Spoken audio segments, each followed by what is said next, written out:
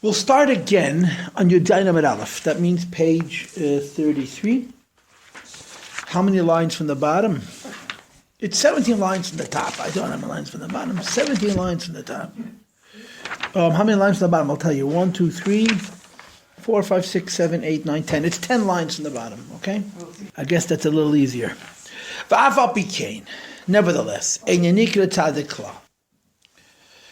right? What's the regular mantra? Every single shir starts exactly the same way. That in Perek Yud Beis we're talking about madregas habeinani, the level of beinani. In other words, not a person who does beinani, but a person who is beinani. And the code for madregas habeinani is 2 words: melucha and memshala. Right? I say it every single week, religiously. And I love it because the Rabbi points it out in his Rishimis. That's why it's very special. I mean, I'm deciding that's what he means. Yeah, and the Alter Rebbe developed a very, very comprehensive understanding of how this Melech and Moshe operates. During davening, he's a king, he's like a tzaddik. Not during davening, he's a shalit, he's a winner, he wins every time. And he gave us 2 arguments. The first argument is Moyach Shalt Alalev, B'teva. And the Chiddush of B'teva, as I told you at length, is that this isn't the Nefesh Abamis. And number 2, because we're dealing with light and darkness. Right? One of the ideas which is very important in the Tanya is that we're dealing with light and darkness. The truth is not something you have to be convinced of. The truth is you have to be something that you have to just not let yourself get fogged over about. Right? The moshel is light and darkness. Oyer and choshech. Toiv and ra is really not complicated. It's hard, but not complicated. And this is real inside the neshama. The first point, Moyach Shalt Alev, is teva, is nefesh abamis. The second idea, that what is right is true, and what is wrong is darkness. This is mitzad the neshama, and he adds we have the help of the ava mesuteres, right? The hidden the pinta leyid, which helps us cause the nefesh lekis to feed the neshama. And I told you already then, and we're going to mention this is in the next Perek that Rebbe brings this in Perek Yud Gimel, that the idea that al malach hakadosh baruch hu ezer and yachalei. The idea that for a Beinani to sustain the level of Beinani is impossible without Hashem's help, Kvayachal, Sata de Shmaya, is the Beinani in the Memshala state, in the Shlita state. The Beinani in the Melucha state, when the Beinani is davening, and he's like a tzaddik, so Kvayachal, he has his own inspiration. Not B'shas and Davna, when he's not davening, so the Moyach Shalt Alalev, and especially the second point, that light is more reasonable than darkness. Good, it makes sense. Evil is foolish. And that's a motivation. For this you have HaKadosh that helps. Okay? After the Alter Rebbe comprehensively described to us the class of Madregas HaBeinani, he says, nevertheless, I'm reading inside now, you wouldn't call this Madregas HaBeinani, whose cliche, whose code is Melucha and Memshala, you wouldn't call him a tzaddik at all.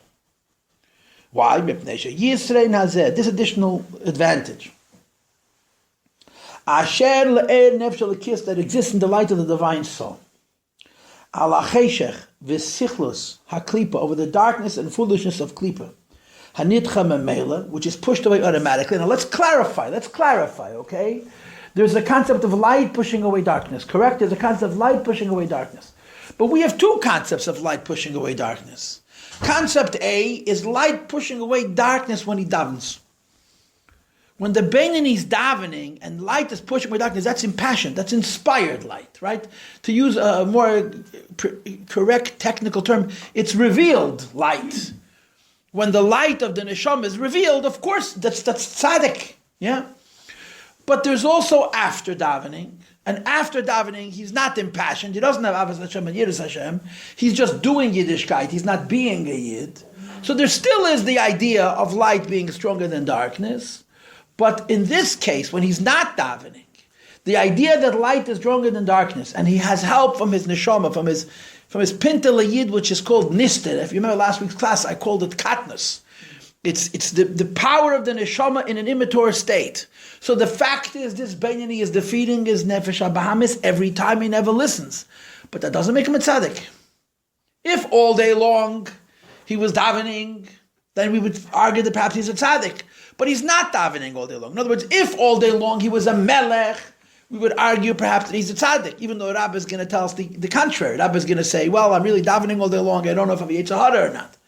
But since he's not davening all day long, and his status of Beinani, Madregas HaBeinani, is an interface of Melucha, and Memshala, when he's in a state of Memshala, and the Neshama helps him, that doesn't make him a tzaddik. In other words, the light of the Neshama during davening, you can say, is tzaddik-like. The light of the Neshama he's describing here, which is after davening, it's a subliminal light. It's a katnos light. That light is not strong enough to classify him as a tzaddik. You understand what I'm saying? Hashem is helping you. Your neshama is helping you. But your neshama is not helping you in the kind of way that there's no fight. Says the Rebbe, because it's Einei Ella B'Shleisha Levusheha Hanal. It's only on the level of the three garments. In other words, I don't do what I'm not supposed to. I don't say what I'm not supposed to. I don't think what I'm not supposed to. It's not in the substance of the person and in the essence of the person. I don't like the word essence, it makes me nervous, but I'll use it because it's just a way of saving time. Al Mahusa v'atzmusa, over the substance and essence, shala klipa, of the klipa. In other words, the heart of the neshama and the heart of the nefesh al bahamis are not wrestling, are not engaged. It's the outer person that's engaged. On the level of the heart, it would be a whole fight because my nefesh habahamis, emotionally, intellectually, my mahus, the substance of my behema, hasn't been quieted. I'm just not doing what he wants. That's as simple as that. Ki mahus of atzmusa shel nefesh habahamis me'klip, the substance and essence of the animal soul which comes from klipa. Shabachol lasmol, which is in the left ventricle of the heart, lo nitcha klal mimkayim, is not at all displaced from its place in the heart, bebenini in the benini, acharat fila, after he davens. So let's read into his words. During davening, that the benini, who's called madregas benini, is tzaddik-like. You could make the argument that the nefesh alakis is actually invading the nefesh habahamis space, right? How does the Alter Rebbe present the person to us? This is Tanya Perek Tes, chapter 9, yeah? There's a whole city. And in one end of the city, there's a tower. There's a stronghold. The other end of the city, there's another tower. There's another stronghold. In one end of the city, there sits the nefesh alakis, peaceful and quiet and reasonable and orderly. At the other end of the city, there's the animal soul who's chaotic and impassioned and disorderly, and he thrives on chaos. You bring order into his world, he has no one, he needs him. Yes? And they're invading the same space, the city. The nefesh alakis wants to take over the city, the nefesh habahamis wants to take over the city. So now, when you do the right thing, the nefesh alakis takes over the city, but it doesn't enter into that stronghold, huh? When a person does the wrong thing, the nefesh habahamis has taken over the city. He hasn't entered into the stronghold of nefesh alakis. When the Beinani is davening, it's not only that the nefesh alakis takes over the city, he takes over the fortress. He invades the space of the nefesh habahamis, which is called the left side of the heart. This is why it's a tzaddik-like experience. After davening, the nefesh alakis may be taking over the whole city, but he's not entering it into the stronghold, into the primary space, into the castle, which is the left side of the heart, which is the seat of the nefesh habahamis. And as a consequence, this person is not a tzaddik. It's exactly his words. You see what he says? Right? After davening, the nefesh habahamis has not been displaced from her own place, which is b'chalal asmali. Why? I'm reading on. How many lines am I from the bottom? 4 lines from the bottom of the page. Because she'ein rish be'esh.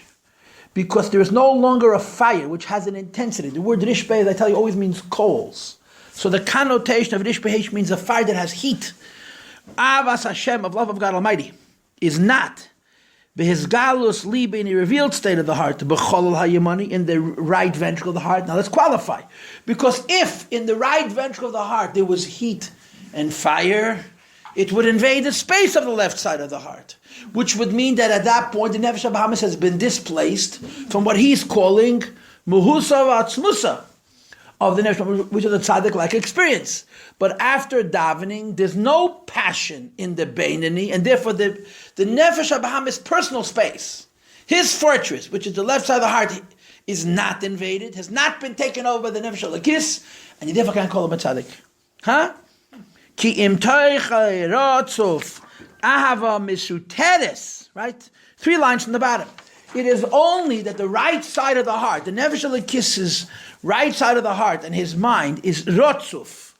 Rotzuf means literally smeared, gilded. You would decorate walls, it's called ritzuf, to decorate. But the rotzuf also means to purge, to cleanse, to make perfect. But it's only rotzuf amas as a hidden love. What's such a hidden love? My neshama has a basic sense of right and wrong. My neshama has a basic sense of light and darkness. And I therefore go to light and I stay away from darkness. But it's in a state of katnus. Katnus means it's not impassioned, it's not loud, it's not pronounced, it's quiet. It's good enough to get me to control myself. But it isn't good enough to transform me into a person who's in a perpetual state of Avas Hashem. Shehi Ava Hativis, which is the natural love, Shebenefesh Halakis in divine soul, which should be discussed at length later on. And it's Metayin here that this means Perek Yutes and Perek Mendalad into the sand, but it also L'cheda means Perek Mem Yudches and Perek Chav Hey perhaps. So the love is hidden, and then there the following. Therefore, Yochalias, it's conceivable that Sichlos Haksil Hara, the foolishness of the evil fool, let's say translate the words, is revealed in his own space, on the left side of the heart. Again, using the metaphor of a city, that at one hand you have a fortress, and the other hand you have a fortress. In each fortress there is a king or a minister who wants to take over the city. Taking over the city is one thing. Kicking the guy out of the other fortress is quite another. If you can successfully push your opponent out of his fortress, that's tzaddik. If you take over the city, but in the other fellow's space, he is there and he is asserted, that's not tzaddik. That's beinus. Look at the language, yes? It's conceivable that sichlos aksilera, the foolishness of the evil fool, behizgalosly, be revealed in the heart, in his own space, in the left ventricle of the heart. Leisaves taiva. How do we translate leisaves taiva? Leisaves taiva means to encourage being weak. That's right. I always tell you, taiva means weakness. It's the correct term. I think taiva means desire, temptation, lust. But the spirit of it is, it's temptation and lust that sucks my life out. If a person has a desire to learn the whole shas, that's not a taiva. It's a chayfetz, you know. By the Eibishter, we use the word taiva for dir b'tachtaini because you don't have a word to denote what it means that the Eibishter wants. Taiva doesn't mean a desire. Taiva means a desire that's rooted in buckling at the knees.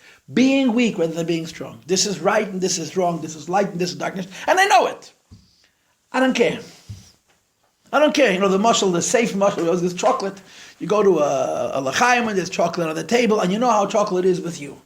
If you could eat only one piece, not eat the second piece, it's nicht gefährlich. But you know that once you have one, you're a slave to the chocolate, and you just have one. You just have one, and then the rest is history, as they say, right? That's what the word taiva means, weakness.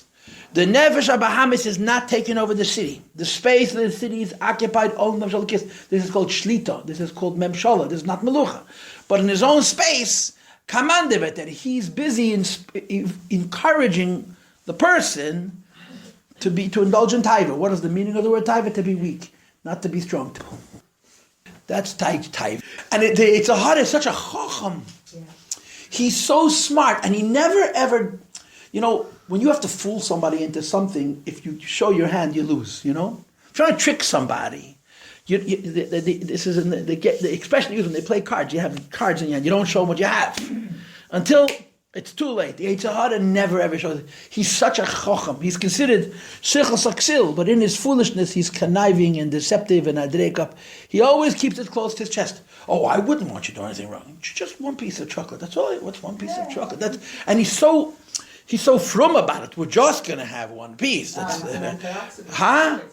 My mother said you need it for the neshama. Need it for the neshama. That's right. We don't go to movies. You don't go to bowling. This is our. Oh, a piece of chocolate. He knows how to eat one piece. Yeah. The Rebbe also used to have dark. You know, I have to tell you that I am reading a book. I'm getting through a book. They made, now the Matasas made a book about pucking. And just yesterday I came across a letter to Rabbi Yisrael Meir in Munich. Mazel tov in his chasene. It's like about Gris. It was the second chassan there. It was the second. They can bring till the morning. Yeah. That's what she remembers about the Sechana. But there's no pictures, never. There's no pictures. And they didn't have a band. They had all kinds of problems. The flowers, forget about. No. We have good weddings. They had terrible weddings. Andy Groner from Eretz Yisrael is Label Groner's son. So he told me, he said on a tape, I heard on a tape, he's talking in Hebrew, that he was outside the Rebbe's room. His father worked there. He sees a case of chocolate. So he says, yes, Schmerling chocolate. He says, his father can have a piece. His father says, first of all, this is for the Rebbe. Second of all, I promise you don't want to taste this chocolate. Anyway, he took a piece. It had 0 sugar. 72%. It was like eating bitterness itself. Man, that's what Rebbe was eating. That was the chocolate that the Rebbe said. There's that proof of Farasach Zachem. The chocolate that the Rebbe had no sugar, none, 0. You should know the difference between a tzaddik and a Rebbe is a tzaddik can't understand the Beinani. Vazai, so then, second line from the bottom, Yochalias, it's conceivable that Sichlos Haksilara, the foolishness of the evil fool, Behizgalus Libim Chasol. That means to say he's not invading the body, but in his place, he's carrying on. During davening, you invade his space. That's why it's like tzaddik. After davening, you're controlling the city, but you're not taking over his stronghold. So in his space, Le'esaves taiva, he has encouraging us towards weakness. L'cholin yoni gash b'sei to all matters of the physicality. We're returning to page Yud Zayin Amud Beis now, please. Page 34. Both permitted weakness and prohibited weakness. And we have to be very clear. To me, this is part of the subtext to the Tanya, which is so important. I mean, you know what? The only thing that really matters in the Tanya is that we should do what he says. But as a teacher, I love to observe the nuance of the Tanya, because we often miss it. I tell this to you all the time. That one of the ideas that's woven into the fabric of Tanya, and it's there a little bit under the surface, and I keep referring back to it, is the word teva. Now, the word teva is used in Tanya in 2 very different ways. Teva is used for Yichidish HaBenefesh, and teva is used for the Nefesh HaBahamis, for the animal soul. And the place in Tanya where it's articulated clearly is in the beginning of Perek Ches, the beginning of chapter 8. It's a few lines. And I told it to you last week, and I told it to you 2 weeks ago. I don't know about 3. I tell it to you often. The Alter Rebbe says in the Tanya, in Perek Ches, that the Yid's Yetzer Hara, the Yid's Nefesh HaBahamis, has no interest in Aveda. He has an interest in permitted indulgences, but not an interest in prohibited indulgences. There's a teva, right? To elaborate on this, the chitas we just finished. Today we did with Sadeh Chavav. So just a few days ago we did 24, Chav Daled, right? In Perek Chav Daled in Tanya, the Alter Rebbe talks about klipa, and he quotes the pasuk of Kedasa Yizbarech Shamra Ruch, of Dasa Shamra Ruch, which means every creation has a pkuda. A pkuda means a command. A pkuda means a zikaron. The way that creation exists, koyachal, in the memory of HaKadosh Baruch Hu. And the pasuk says, "Upkudasei shamra rucham." The pkuda, the memory, and the command of each creation guards it. What does it mean to guard? We're talking about animals now. Predatory animals, trefa animals, violent, vicious animals. They have a pkida, and this pkida keeps them. And what is the nature of this keeping? That they will never be worse than their nature defines them as. They kill. I mean, obviously, there's different kinds of animals, and I don't know all the rules of killing, but there are animals who kill, and as long as they have enough to eat, they stop killing. It's just their nature. There's nothing compelling them to kill for the sake of killing unless there's a need to eat. You know, talk about the scorpion. He's a cold-blooded killer. He kills just for the fun of killing, but most animals are not scorpions. Whatever, I don't know the Torah Shebadavar, and that's all that really matters in this conversation. But there's a certain containment. And they give the example of the Nil B'Gei V'Arayos. They put the Nil into a pen full of lions. The teva of a lion is that he cannot kill a human being who has a tzelem Elokim. Now, they occasionally kill people. So the Alter Rebbe says, because tzelem Elokim nistalak maptem. I think it's a zayir. But as long as they can't do it. They were starving, these animals, hadn't eaten in days, they wouldn't touch them. It's against their nature. The vart is, a human being has a nature also. And I want you to know, I had a conversation with somebody recently, that the Rebbe indicated this is true of Jews, and it's true of non-Jews. In Basi Lagani, Tafshin Yud Gimel, 1953, the third Basi Lagani, and there's a letter that comes along with it, where the Rebbe says for a goy to violate any one of the Sheva mitzvahs b'nei Neach is as unlikely as for a Jew to transgress one of the 365 Nevi'im commandments, because it's against his nature. And let's make very clear. Nature doesn't mean nefesh alakis, it means nefesh habamis. So how does a goy do an Aveda? So the Rebbe answers, just like a Jew, ruach shtus. It's very interesting to see. The Rebbe used the same language for a goy that we classically use for a yid. How does a yid do an Aveda? Ruach shtus. Because the teva doesn't allow for it, you see? So when you read Le'esav Taiva, the Alter Rebbe is very careful to stay within the parameters of teva. The nefesh habahamis is sitting in his stronghold. The nefesh alakis has invaded, taken over the entire city, and now all of his guns are pointed at the stronghold of nefesh habahamis. And nefesh habahamis is fortified; he's protected inside, and the nefesh alakis doesn't have any ammunition. Why not? Because right now, as he's working or walking the street or doing shopping, the love for the Eibishter is called teva. It's called muster. It's katnos. So he can take over the city. But in the space of the Nefesh HaBahamis, he doesn't have the power to invade his space. So inside that fortress, Nefesh HaBahamis carries on. What does he carry on? L'savis taiva. He's creating energy to make the person weak, which means to take over the city and bring darkness over the city. Correct?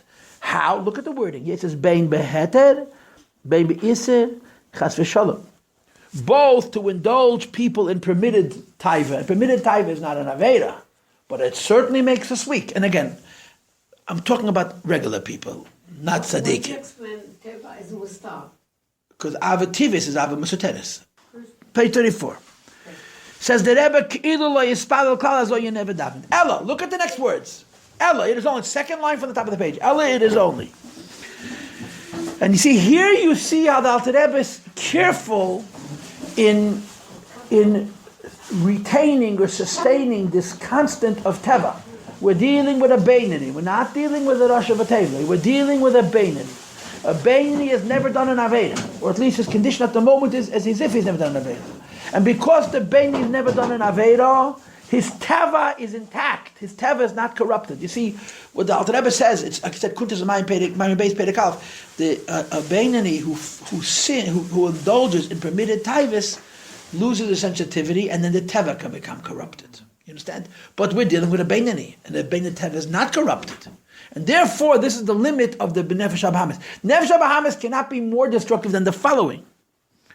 Ella, it is only the following. Shebedvar Iser. When the Nefesh HaBahamis comes along and says, let's enjoy kosher chocolate, oh, he's all over you. He's got a scheme and a plan and an explanation and antioxidants, whatever you want. Yeah. Yeah. But when it comes to Dvar Iser, if it's today for a piece of chocolate, cholavakum, for example, so it says the Rebbe, he cannot, and he won't. The animal soul has no leaning, has no interest, has no nature to provoke you, to excite you to do an Aveda. It's just the fantasy of an Aveda. And the Gemara says about Hirhuri Aveda that they're kosher me Aveda. They're worse than Avedas themselves. Now the reason that Hirhuri Aveda means a fantasy of an Aveda. And in Tanya it becomes very, very clear that there's two kinds of provocations from the Nefesh HaBahamis. One is a fantasy and the other is a plan, you see? When the Nefesh HaBahamis comes along and plants a fantasy in your mind, he's not encouraging you to do it, he's just planting the thought. That's called Hirur Aveda. When the Nefesh HaBahamis enters into your mind and says, let's do this, that's called a Machshava Zara. There's a difference between Hirur and Machshava. And I know this is very complicated and it's full of contradictions, but we're going to permit ourselves to use this language because it just works, at least in these two lines, okay? So when it comes to Dvar Heter, permitted Taivis, since it's not an Aveda, it's not outside the scope of the Tev and the Bahamis, he not only gives you a Hirur for a Taiva, he gives you a Machshava for a Taiva. And the difference between the word hirhur and the word machshava, hirhur means to fantasize about something. Machshava means to think about actually doing it. So dvarim amutarim, if it's a permitted weakness that Nefesh Bahamis can provoke for both, because it's within his nature, in quotations. Dvarim asurim, hirhur yeah, machshava no, because that's the line of his nature. To think about Avedas is a good idea. Think about doing Avedas, he has no inclination. It's against his nature. You see? Farvos, I'm going to make a paar sekundes. Yes? It's only fantasies of Aveda, as opposed to plans of an Aveda, which can be worse than Aveda because of what they can lead to down the road. Okay, Yechelim Lifil, he can affect to enter into one's brain, to create confusion and distraction, mitera v'aveda, from one's learning and one's davening. I'm going to read and translate, and I'll let you talk. Ukamayim Razal is written in the Gemara. Gimel Avedas, there are 3 sins. Ein Adam nitzel mehen b'chol yom, which a person is not spared every day. Hirur Aveda, thoughts of Aveda, which is the one he just described. Ve'iyun tefillah. Iyun tefillah has many translations, but iyun tefillah in this case means concentration during davening. V'chulu. What's the v'chulu? It's a lack of concentration. Right. Yeah. What's v'chulu? So the pashas v'chulu is avak lashon hara. You know why he brings these 3 examples? I want to ask you a question. If the Gemara says that every Jew commits every day 3 Avedas, how could there possibly be a Beinani? The Gemara says, Gimel Avedas, it's right here in front of you. Gimel Avedas, 3 sins, Ein Adam Aved, Ein Adam Nitzum Hem, no man is paid, B'chol Yom, everything. What the answer is? Because these are not Avedas, actually. They're just not mitzvahs. Okay, these 3 things, and this is, the proof is in Perek Chav Hei, where the Alter Rebbe brings Bittul Torah, which doesn't say in the Gemara. The Alter Rebbe introduces us to, he interprets this Gemara, Shalish Avedas, Ein Adam Nitzum B'chol Yom, that they're not Avedas. They're just not mitzvahs. They're not mitzvahs. So he says the Beinani is not spared from these Avedas. Why is the Beinani not spared from these Avedas? Because these Avedas are actually not Avedas. Now, what would be wrong with saying that the Beinani is exposed to an Aveda? And the answer is because it's against the Teva or the Nefesh HaBahamis. So again, what I'm telling you is the Gemara says there are 3 sins which a person is not spared from each day. And the way the Alter Rebbe reads them, these 3 sins aren't sins. Because they're inside the space of the Teva of the Nefesh HaBahamis by a Beinani, which is why he can have these fantasies, because they're not Mamish Avedas. Okay, like I said, in Perek Chav Hei, which we learned just now in Chitas, Fridays, Chitas was the end of Perek Chav Hei, the Alter Rebbe brings Bittul Torah. Bittul Torah is not one of the 3 in the Gemara. The Alter Rebbe introduced them, doesn't say in the Gemara. So the Rebbe has a note over there, and he explains that the Bittul Torah Alter Rebbe is talking about is not an Aveda, because an Aveda, a Beinani cannot do. It's just not a mitzvah. It's not. It's in other words. It's in between. It's not l'shem shamayim klal, but it's not an aveda. So the Beinani's teva allows for this, and because the Beinani's teva allows for this, you can't call him a tzaddik. Can't call him a tzaddik. A sin, it's not, but a mitzvah it isn't either. It's in the parameters of the teva of the nefesh habahamis, and that's why you can't call him a tzaddik. Okay, go ahead, ma'am. A new question. The iyun. We were saying the Beinani, when he davens, is impassioned. So why would we have the inyan of iyun? Iyun tefillah. That's one question. But the other question was getting back to the Nefesh HaBahamis. When you're saying it can't tell you to do the Beinani to do an Aveira, is it literally it can't? Yes. That's the way Hashem made it? Yep. Or it's so smart? No, it can't. It's it teva. Can't. Teva doesn't mean it's nature. The question that you should ask is, so then how does a Yid ever do an Aveda? Right. And the Rebbe says, how does a Goy do an Aveda? So the answer is Ruach Shtus, right? Yeah. But in Kuntus Mayon, at the beginning of the second Maimed, the Rebbe Rashab says it happens from indulgence in Dvarim HaMutarim. If you don't give it Dvarim HaMutarim, it's against the Teva. It's so interesting. Now, who cares? You know, in life, these ideas are philosophical. But the pathology of what Nefesh HaBahamis of a Yid is, the pathology of every creation that God made is that He gave them a pkuda. A pkuda means a recollection, He thinks about them, and a pkuda means an instruction, and a pkuda means a definition. And the nature of each creation is that it cannot cross that pkuda. whether it's an animal or it's a plant or it's a kosher animal, and the human being is the same thing. The human being is the exception that he can violate the Pekuda. But when he violates the Pekuda, he's not just listening to the Eibishter, he's going against his nature. That's why the Alter Rebbe said in Perikov Dalet, based on a Gemara, Yitosh Kodmach, the mosquito, the gnat, is better than you because their Pekuda is Shaimer, and our Pekuda was unsuccessful in being Shaimer. And like I said, he says it about Goyim and Sheva Mitzvahs, and Yidn Atayag Mitzvahs, that to cross over the line means to violate the nature of the Nefesh HaBahamis of a being. It's philosophically profound to understand. God made people to be good. That's not holy. That's human. But it's in the Nefesh HaBahamis. It's in a Goy. To be good is inherent in a human condition, not mitzad the neshama. The neshama has something called bittul. The neshama has something called bittul, but he still has righteousness. Righteousness is not from bittul. Righteousness is from the fact that you're a human being. The teva of the nefesh habahamis of a yid and the havla of a goy has an inherent sense of right and wrong, and we corrupt it. It's worthwhile to think this through. It's, like I said, it's part of the subtext of the Tanya, and I obsess over it. I never miss a chance to point it out. And if you read with me this piece of Tanya, it's explicit in the words. It's exactly how the Alter Rebbe describes it. He's very careful to explain that this Beinani, that the Nefesh HaBahamis is only inside its fortress, never invades the space of the body, is doing its animalism within the parameters of its teva, and therefore there's no machshava to do an Aveda. That would be an Aveda itself. There's only a hitter to do an Aveda. Okay? Wait, is it the hirur that ultimately brings the person to falling, or is it the indulgence in... It's for sure not the hitter. The hitter is not strong enough by itself. It's the weakening in Dvarim HaMutarim, compounded by the hitter. If you have no hitter, you have no Aveda, right? You don't desire something. Not everybody desires every Aveda. There are people who have not interested in certain things. If a person has no interest in a certain Aveda, you can indulge all you want. You're not interested. So it's the combination of the weakening of the person through Dvarim HaMutarim plus the hitter. Your personality is disposed to, my personality is disposed to this. Okay. Now you asked me about Iyun Tefillah.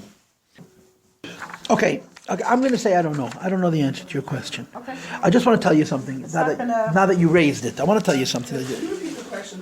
Yeah, the Alter Rebbe, the Gemara says, Shalosh Avedes Ein Adam Nisam Chol Yom, right? And I'm telling you that the Rebbe explains in chapter 25, and he brings proof that these three Avedas are not Avedas. Because the Beinani can't do an Aveda. They're just non-mitzvahs. Yeah? And they're Hirur Aveda, Iyun Tefillah, and Avak Lashon Hara. The Alter Rebbe there brings Bittul Teira, and on that basis the Rebbe has a whole interpretation that Bittul Teira over there doesn't mean Bittul Teira, which is an Aveda, because Bittul Teira is a subjective lot. Everybody has different criteria for Bittul Teira. In Pei Kaf Hey, when he's about Bittul Teira, he's talking about Bittul Teira for a person who's not mechuyev to learn Teira, but nevertheless, Teira it's not. You see, that's the logic of chapter 25. So the question is simple. Isn't it true that when a Beinani is davening is like a tzaddik?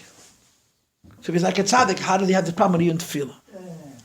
So I'm not going to answer you. I'm just going to complicate matters more. I want you to know that there's a very special Rashi. It's one of my favorite Rashis. I don't know why, but it's one favorite Rashi. Where Rashi gives a very different interpretation to the word Iyun Tefillah in Masechta Brachas. This is a Gemara. This is a Gemara in Masechta Bava Basra. In Masechta Brachas, Rashi translates the word Iyun Tefillah in a different way. Where you daven for something, and you wait to see Hashem fulfill your request. In other words, Iyun Tefillah doesn't mean that there's a lack of kavanah in davening. Here the Rebbe brings in his footnote that it means a lack of kavanah in davening, but he doesn't help me answer you. He actually makes your question stronger. But this is Rashi in Masechta Brachas, that Iyun Tefillah means you ask for something and then you sit and say, okay, let me see. Now, I'm bringing it up just because I want to bring it up. It's such a beautiful alternative. It teaches you about faith. You know, we know this from experience. Oftentimes Hashem gives us whatever we ask for, but He never gives it to us the way we expect. He never gives it when we're watching. Sort of, we waited, didn't come, and then we stopped paying attention, and 5 minutes later we say, hey, you know what? He delivered through the back door. He never ever, unless you're a tzaddik gomer, you ask, He doesn't hand it to you. He waits for you to look away and then he delivers it. So that kind of iyun tefillah is perhaps not an aveda. And perhaps this is take how we understand this pshat and iyun tefillah based on the position that the Rebbe seems to be giving, that the sholosh avedas, none of them are an aveda.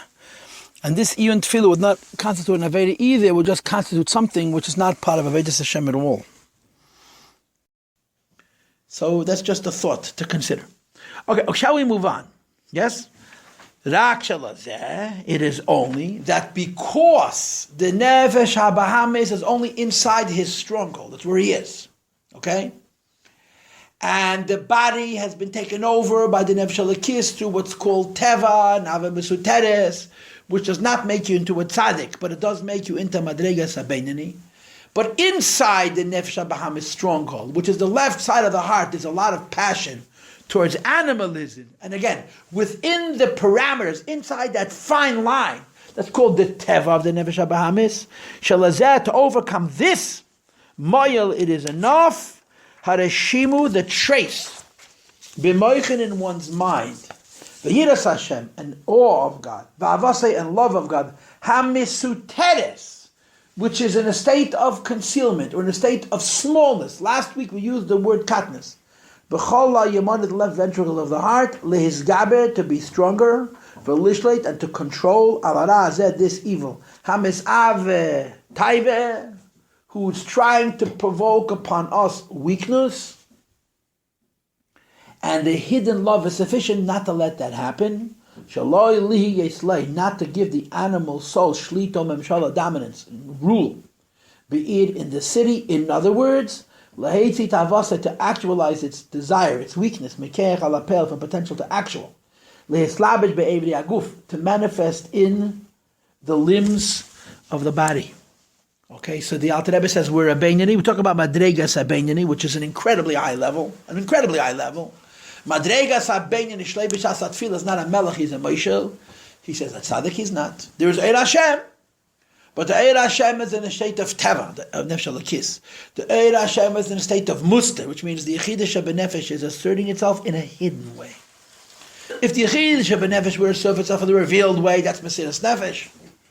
But when the yechidah shebenefesh is asserting itself in a hidden way, it's enough to dominate the person, but it's not enough to make that person into a tzaddik. Okay? So, I have to be candid. I prepared one class and I gave you a different class, but it was a good one. Yeah, it's much clearer. Okay, so what I want to do is this. I'm just telling you what we're going to talk about next week. I'm saying this so that next week I'll remember what I have to say. And you'll see when you learn the Tanya, you clearly have two kinds of thoughts that are inappropriate. We're calling them hirhur and machshava. The difference is one is not a sin, one is part of the teva of the nefesh habahamis, of a yid, and the other is a sin. Yeah? In the category of machshava, which is a sin, there's two types. Number one, when I get a fantasy, which is called hirhur, and I enjoy it, I indulge it, I don't push it out. That's an aveda. And number two, when I get a fantasy and I translate it into a planning to do it. Machshava zar, when a person thinks to do a sin, that's a sin. When a person has a fantasy about sin, when the fantasy enters from the subconscious into the consciousness, you cannot control that. If you sustain it, if you enjoy it, if you indulge in it, that's also a sin. And we're going to leave this for next week. Okay? Even though you're not planning to do it, but you're just enjoying it, correct, right. You're allowing your mind to dwell on something. It's kind of like you engage the intellect. One's just a thought and the other's more intellect. But planning for sure. Well, let's just use the word time. And what about the idea that the guy who said his teva is supposed to keep this Sheva mitzvahs b'nei nayach, that's his teva, so what about the... He used the same language, ruach shtus. But from Shleish Klippus Hatmeis, where does that come in? Oh. I remember when we learned this last time around. I used to come every Sunday, but then I started. That's right. No, because when You we see, learned the that goy, class, you see, it didn't say that. this is my line. The book on goyim has not been written. I agree. The goy who's in the madrega of Sholosh Seems Klippus to be, Hatmeis Lagamri Conflicted. has lost his bechira. The goy in Tanya Perekav has lost his free will. That's the goy who has free will is Klippas Megid, called Chassidiyum Esaylom. and he has free will. A guy is born with free A will. guy is born, he's not charged with Tmeis Lagamri. It says in Tanya that he is. The Rebbe said that the Goy of Perek Aleph is not Chassidium Elam, and it's not a Ger Teshov, and it's not Ben Noach. It's a person who sinned. So it's not simple at all. Okay, let's break, and then we're going to do Hayom Yom with Hashem's help.